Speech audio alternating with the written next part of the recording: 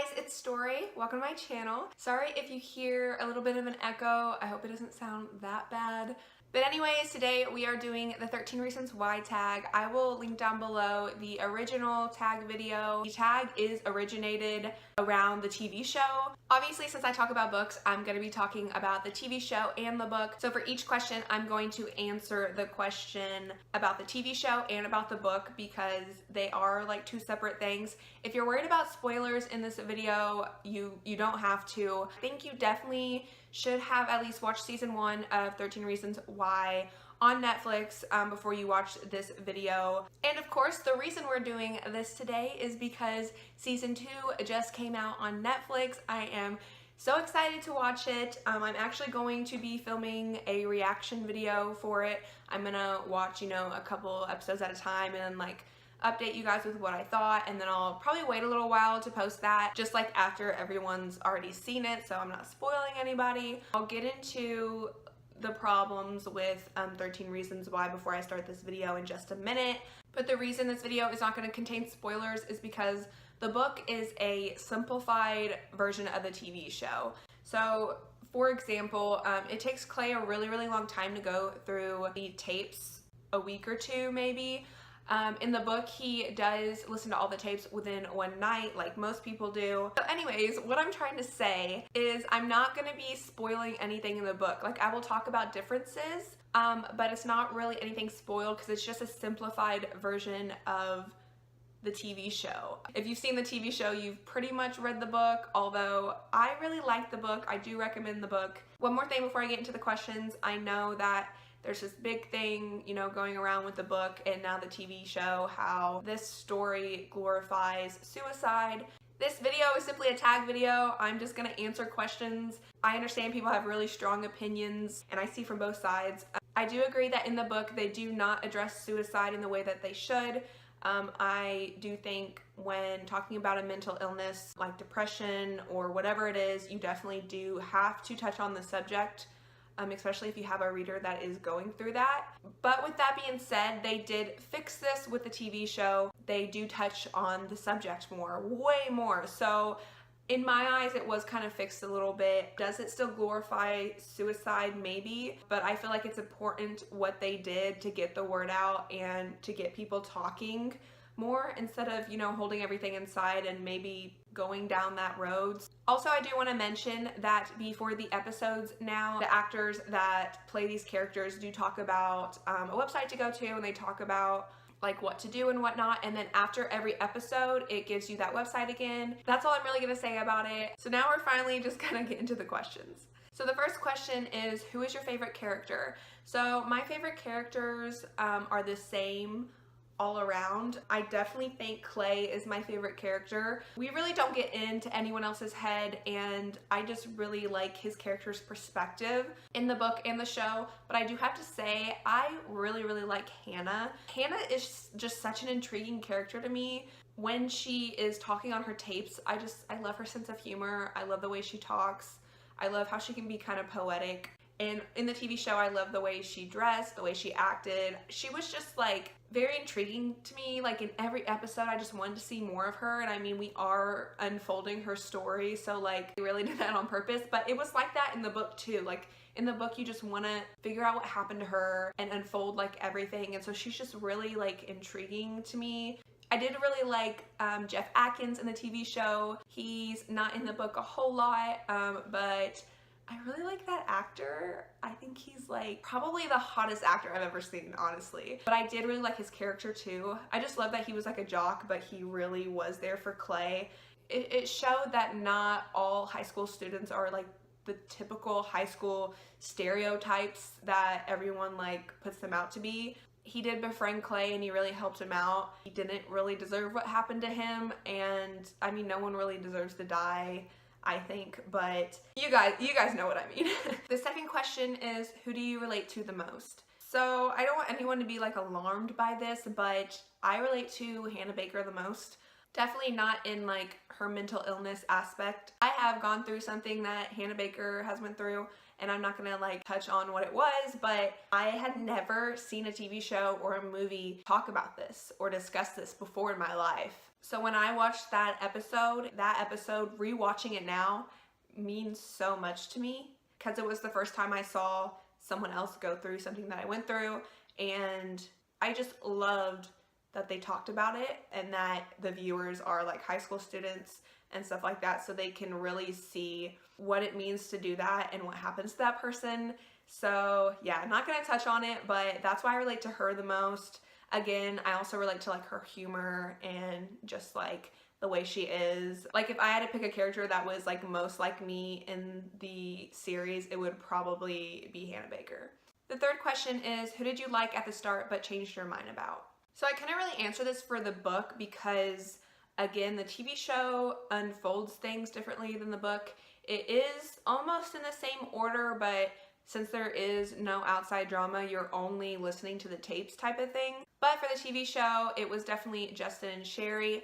I loved Justin in the beginning. I thought he was so cute. I thought the way like he acted towards Hannah was just like, it was just so cute. They had like this tiny little love story in the beginning, and I just loved him. I just liked his character, and as we unfold, we learn more about him and why he is the way he is.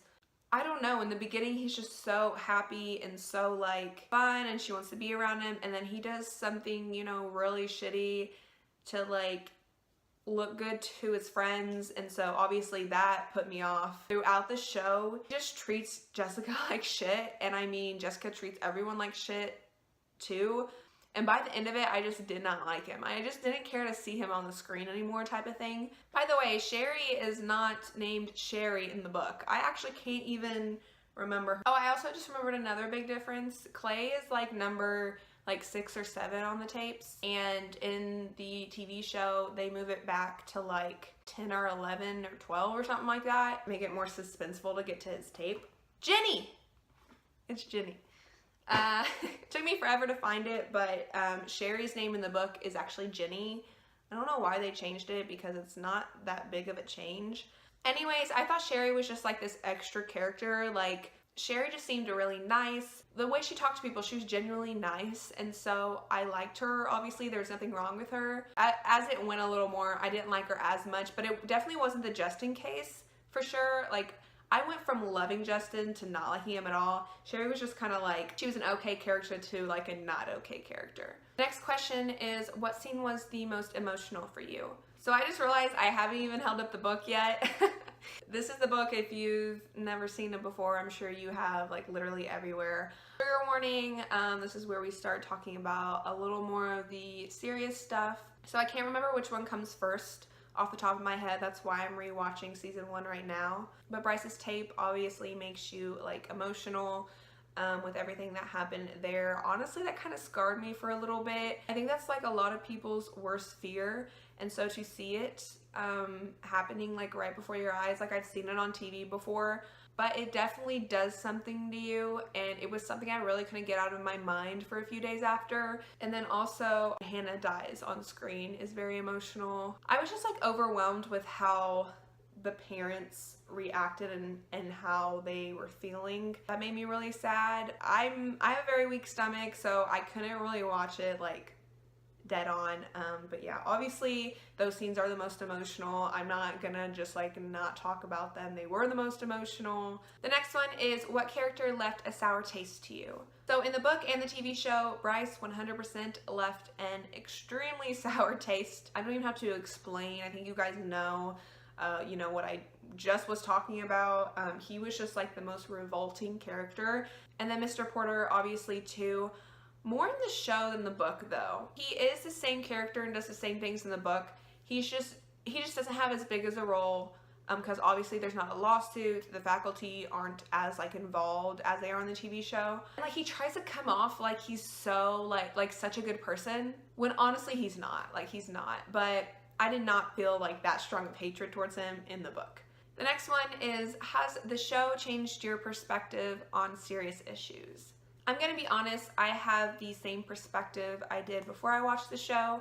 Obviously, like seeing some of the things you did like right in front of your eyes, it changes some things. It makes you think about it more, but I do have the same perspective. I wouldn't say my perspective is different. It definitely reminded me how important words are. It reminded me the weight of words and how powerful they can be to a person. I always believe like you should be kind to others at all times. I'm really big on that.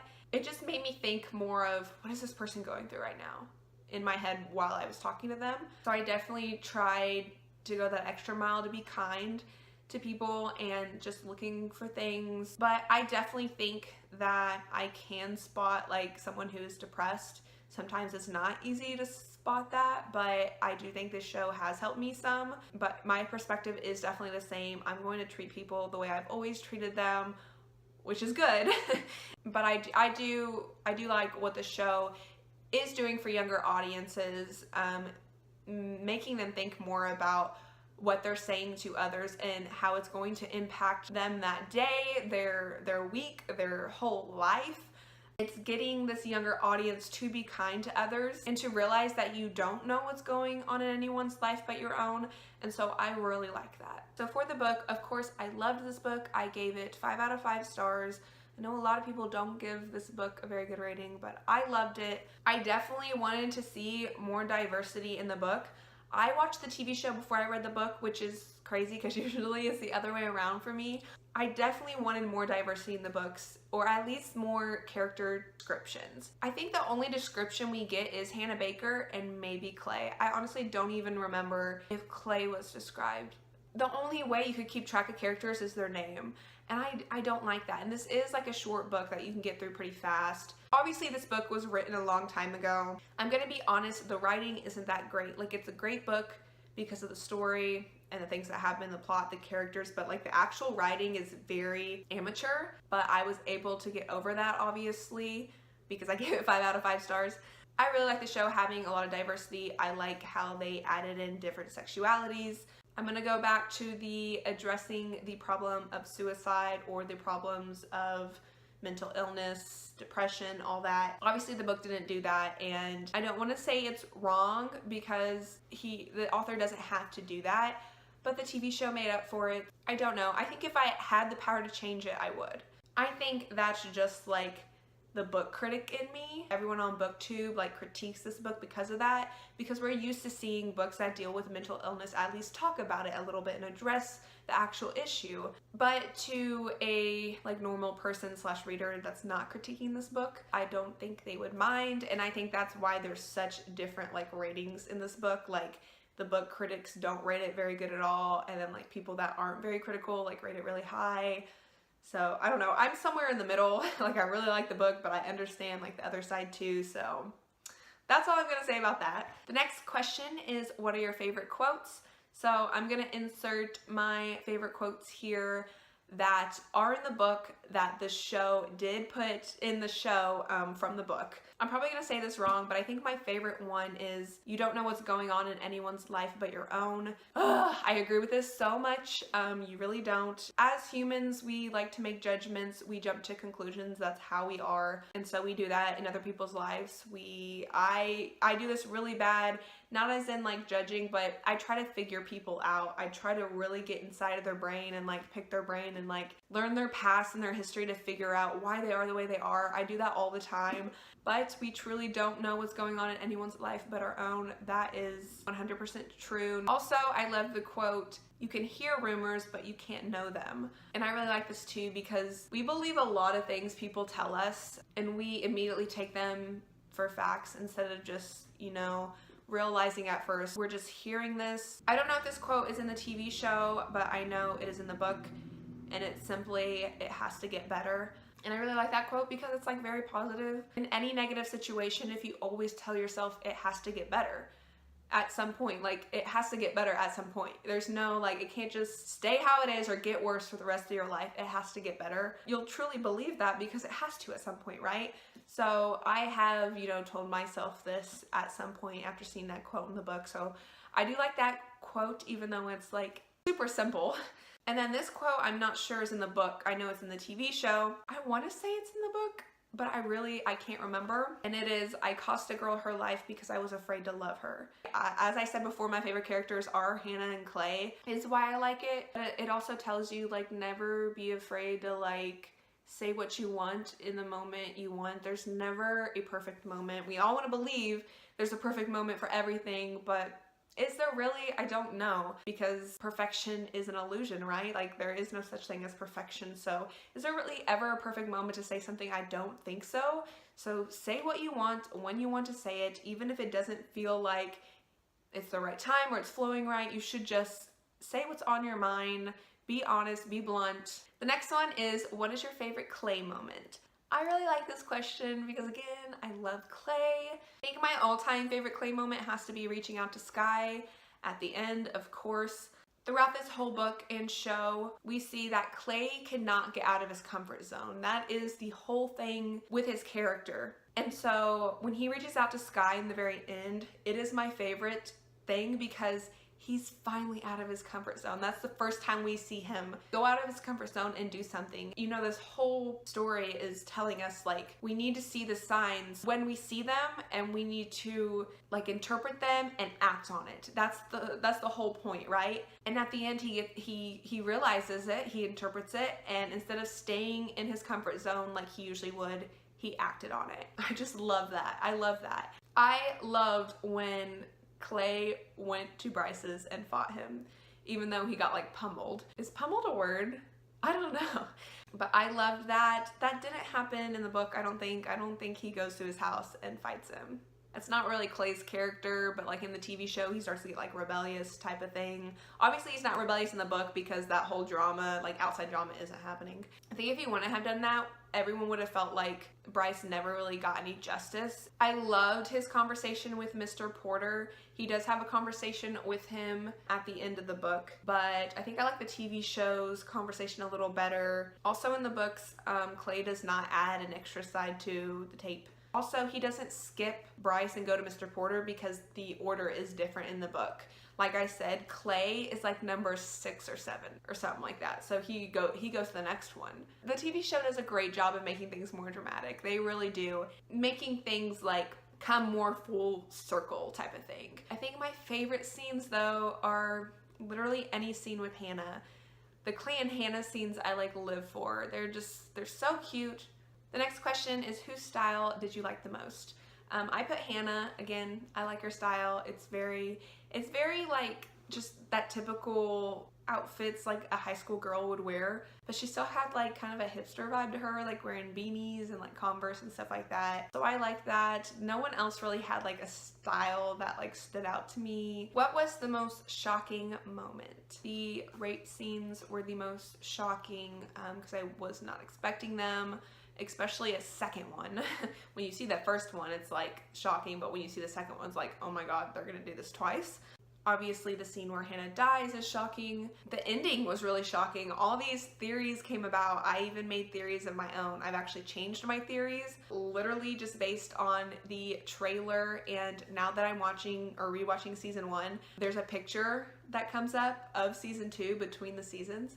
And it literally told me everything. So I do know what's gonna happen. I'll let you guys know if it doesn't happen the way I thought. Like I said earlier, I'm going to be filming my reaction to season 2 and kind of like compiling all together in a video for you guys. So if you guys are interested in that, I'll link it down below once it's out. Number 12 is, people are saying everyone and anyone is watching this. Do you agree? I think the youngest viewers who should watch this are in middle school, should be in middle school. No younger than that, please. But a lot of the things they touch on that happen in high school, they really do happen in high school, but a few of them I believe could and probably happen in middle school. So I think middle schoolers should watch this. I know a lot of people probably wouldn't agree with me on that, but I think middle school and high school is hands down are the viewers that need to be watching this. For example, I just graduated college. A lot of people in college were watching this, but obviously we're kind of past that whole thing, minus a couple things. But for me personally, like my college experience, I didn't deal with any of that. I didn't have any friends that dealt with that. I didn't hear about people dealing with the stuff they talked about. Obviously some things like do happen that were in the show, happen in college. But that's why I think like high school is obviously the most important, but I do feel like middle schoolers should watch this too. So the 13th question, which is the last question, says, what questions do you want answers for? Obviously, I want answers for the entire ending, which we are gonna get like within the first 1 or 2 episodes, I feel like. So I definitely want to know what happens with a lawsuit. My biggest answer I want is what Mr. Porter does. Watching the whole first season, his character tells me he's gonna do one thing. So I want to see if he does that. And the whole just lawsuit situation, I want to know what happens with that. But I think I have everything else figured out. I know what's gonna happen. I have already kind of figured that out. But that other stuff I just mentioned, I definitely want answers for. Okay guys, that is all my answers for this tag. I hope you guys really enjoyed this video. If you did, please give it a big thumbs up. It really helps me out. Of course, if you don't want to miss out on any future videos from me, then please subscribe. And that's it. Again, I'm going to be filming some reaction videos for season 2, and I'm going to be posting them. But yeah, let me know down below what your guys' answers are to this tag, what you guys thought of the TV show, or season 1 at least. And if you read the book, what you thought of the book, what you thought of the differences, what you liked and disliked. Let me know anything and everything. I could probably talk about 13 Reasons Why for like ever. It's just such an interesting like topic to me because there's so many different aspects to it. Yeah, I'm so excited for season 2. It should be out by the time I post this. So if you have watched season 2, don't spoil anybody like in the comments or anything.